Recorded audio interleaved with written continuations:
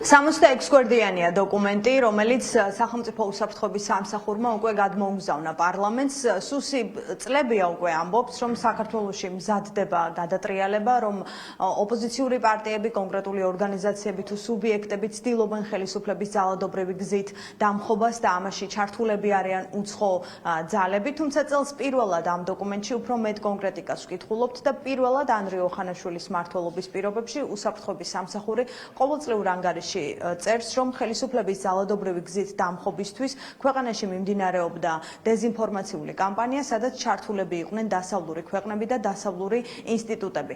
და ამ დასავლელ პარტნიორებს ვკითხულობთ სხვა მიმართულებითაც, სადაც საუბარია ოპოზიციურ პარტიებზე, მედიაზე და არასამთავრობო ორგანიზაციებზე, სხვა ქვეყნების, უცხო ქვეყნების სპეცსამსახურებთან კავშირში ადანაშაულებს უსაფრთხოების სამსახური ყველა ამ სუბიექტს და ამბობს, რომ მათი მიზანი გასული პერიოდის განმავლობაში, მათ შორის საპროტესტო აქციების დროს იყო სახელმწიფო გადატრიალება, არეულობის მოწყობა და დესტაბილიზაცია. კონკრეტული ფაქტები დოკუმენტში მოყვანილი არ არის, თუმცა ეს არის ხაზგასასმელი, რაც დასავლურ სახელმწიფოებზეა ნათქვამი. ქართული ოცნების წარმომადგენლებს ბუნებრივია საეჭვოდ არ მიაჩნიათ ის მტკიცება თუ მოსაზრება, რომელსაც ვკითხულობთ სუსის ანგარიშში და ამბობენ, რომ ამის მაგალითები არის ღია წყაროებით მიღებული ინფორმაცია, რომელიც მათ შორის შეეხება საპროტესტო აქციებს და თუ კი ვინმე საპროტესტო აქციებში იღებს მონაწილეობას, ხელისუფლებისთვის არის პირი, რომელიც ცდილობს ხელისუფლების ძალადობრივი გზით დამხობას და შესაბამისად ოცნების წარმომადგენლები ეჭქვეშ ამ მოსაზრებას არ აყენებენ. საბოლოო ჯამში კი შეგვიძლია ვთქვათ, რომ შეთქმულების თეორია და თეორიის გაგრძელებაა დოკუმენტი, რომელსაც ამჯერად ანრი ოხანაშვილი აწერს ხელს. უცხო ქვეყნების სპეციალური სამსახურები, ასევე ცალკეული შიდა და გარე აქტორები, ეგრეთ წოდებული ჰიბრიდული ომის ინსტრუმენტების გამოყენებით, ცდილობდნენ ქვეყანაში მიმდინარე პოლიტიკურ და ეკონომიკურ პროცესებზე გავლენის მოხდენას. იყო ხელისუფლების ძალადობრივი გზით შეცვლის მცდელობები. მათ შორის აქტიურად გამოიყენებოდა დეზინფორმაციული და პროპაგანდისტული საინფორმაციო კამპანიები, რომელშიც მათ შორის ჩართული იყვნენ დასავლური ქვეყნებისა და ინსტიტუტების წარმომადგენლები, რამაც ცალკეული ქვეყნის სპეციალურ სამსახურებს გაუადვილა საქართველოში ანტიდასავლური კამპანიის წარმოების შესაძლებლობები. სუსი, როდესაც რაღაცა განცხადებას აკეთებს, ის აკეთებს კონკრეტულ ინფორმაციაზე დაყრდნობით. ამიტომ, როდესაც იქნება სუსის ინფორმაციის მოსმენა, უფრო დეტალურად გაგცემთ ამასთან პასუხს. არგუმენტი არსებობს იმის სადემონსტრაციოდ, რომ ეს ჭორაობა არ არის? არგუმენტები არსებობს იმასთან დაკავშირებით, რომ როდესაც დაფინანსება არ უნდათ რომ გააშაჯაროვოთ, როდესაც ფინანსები, რომელიც უცხოური დონორებისგან მოდიოდა შემდგომში ქვეყანაში არეულობას, მათ შორის ძალადობრივი მეთოდებით პარლამენტში შემოწრას, პოლიციაზე თავდასხმას ხმარდებოდა, ეს არის ის, რაც საჯარო არ. უსაფრთხოების სამსახური გარკვეული პარტიული ტელევიზიების განსხვავებით არ ჭორაობს. ავრცელებს ინფორმაციას, რომელიც არის მნიშვნელოვანი თითოეული მოქალაქისთვის, რომ სახელმწიფო უსაფრთხოება იყოს უზრუნველყოფილი. შესაბამისად ის, რომ პარლამენტში არის წარმოდგენილი ის ანგარიში, რომელიც არის წარმოდგენილი ამ მხრივ, მნიშვნელოვანი არის, რომ თითოეულმა მოქალაქემ გაიგოს. ჭორაობს გითხარით მაშინ არგუმენტი დასავლეთ ის საფუძველზე ადანაშაულებს რო გითხრათ. თქვენს ტელევიზიებსაც უყუროთ, სადაც მუშაობთ, პირდაპირ ეთერში ძალიან ბევრ ადამიანს აქვს ნათქვამი, რომ აპირებდნენ გადატრიალებას, აყირავებას ამ ქვეყნის დამხობას, იყენებდნენ საერთაშორისო დაფინანსებას არეულობისთვის. შესაბამისად, ეს არის მტკიცებულები. სამწუხაროდ არის ესეთი ფაქტები, სადაც გარედან იქმებება ის ოპოზიცია, რომელიც ქვეყნისათვის კარგ საქმეს არ აკეთებს. სამთავრობო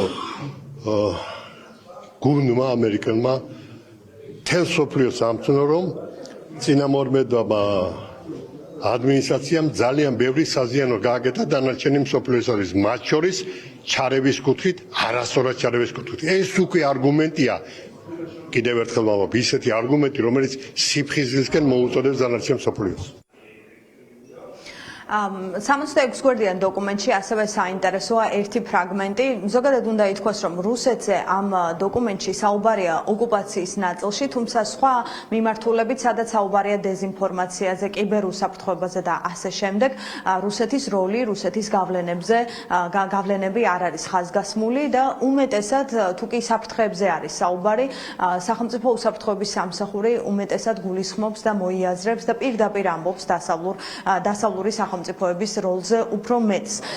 ერთი საინტერესო მიმართულება არის ასევე საინტერესო დღეს დოკუმენტში ვკითხულობთ, რომ ოჩამჩირის საზღვაო ფლოტი, რომლის მშენებლობის გეგმის შესახებ არსებობს ოფიციალური მტკიცებულებები, ამას ერთის მხრივ რუსეთიც ადასტურებს და მეორეს მხრივ ასევე საოკუპაციო რეჟიმი. სუსი ამ განცხადებაში, ამ დოკუმენტში წერს, რომ ეს არა საზღვაო სამხედრო ბაზის მშენებლობა, არამედ საკონტეინერო ტერმინალია, რომელსაც ახორციელებს საოკუპაციო რეჟიმი და ეს ოპოზიციის მხრიდან არის აღქმული იმგვარად, რომ ქართული ოცნება ცდილობს შეამსუბუქოს ის პასუხისმგებლობა, რომელიც რუსეთს ეკისრება ანექსიის პროცესში და შეამსუბუქოს თუ ასე ვთქვათ ჩამოხსნას ეს პასუხისმგებლობა რუსეთს. ამის დასტურია მათთვის არამხოლოდ ოჩამჩირეზე გაკეთებული განცხადება, არამედ მთელი ეს დოკუმენტი, რომელიც უფრო დიდ საფრთხედ წარმოაჩენს დასავლეთს ვიდრე რუსეთს. სუსის ანგარიში დაწერილი არა თბილისში, არამედ მოსკოვში. ეს ორგანიზაცია რეალურად დღეს რო იკვლევდეს უცხოურ გავლენებს საქართველოში პირველ რიგში უნდა დაინტერესებულიყო ბიძინა ივანიშვილის კავშირებით რუსულ სპეცსამსახურებთან, კლასიკურად ანტიდასავლური გზავნილები. ამ ანგარიში პირველად ოფიციალურად დაფიქსირდა, რომ ქართულმა ოცნებამ შეიცვალა საგარეო კურსი. იმიტომ რომ ეს ანგარიში არის განწყობილი ანტიდასავლურად.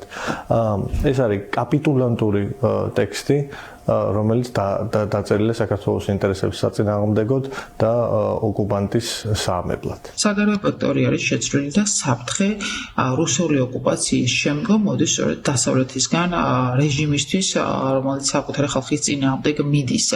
ოკუპირებული ტერიტორიების ნაწილში არის ასევე მნიშვნელოვანი ხაზგასმა იმისა, რომ ოკუპირებულ ოჩამჩირეში რუსული სამხედრო ფლოტის განთავსება არ მიმდინარეობს, მიუხედავად არაერთი ვიდეო მტკიცებულებისა და რომ თურმე იქ სავარაუდოდ საკონტეინერო ტერმინალი მშენებლობა არის, რაც კვლავ რუსეთის გათეთრებას ემსახურება პოლიტიკური პარტიები, არასამთავრობო ორგანიზაციები, კრიტიკული მედია, სრულიად დასავლეთის სპეცსამსახურების წარმომადგენლად არიან მოხსენიებულები და სრულიად რუსული ნარატივი არის ამ ანგარიში, ჩემთვის აბსოლუტურად ნათელია თუ რა მისიით მივიდა ოხანაშვილის სუსში. საფრთხეს აკეთებს არა რეალურ საფრთხეს და გამოწვევაზე რუსეთის იმპერიის სახით, რომელიც გვაქვს არამხოლოდ ბოლო ათწლეულების, არამედ ბოლო საუკუნეების მანძილზე, არამედ ისინი საუბრობენ ჩვენს პარტნიორ ქვეყნებზე, ჩვენს მეგობარ ქვეყნებზე და დასავლურ სამყაროზე, რომელიც თითქოს და არის უკავი ქვეყანაში შექმნილი არეულობების, რაც არის რა თქმა უნდა კიდევ ერთხელ გალაშქრება დასავლურ სამყაროს წინააღმდეგ.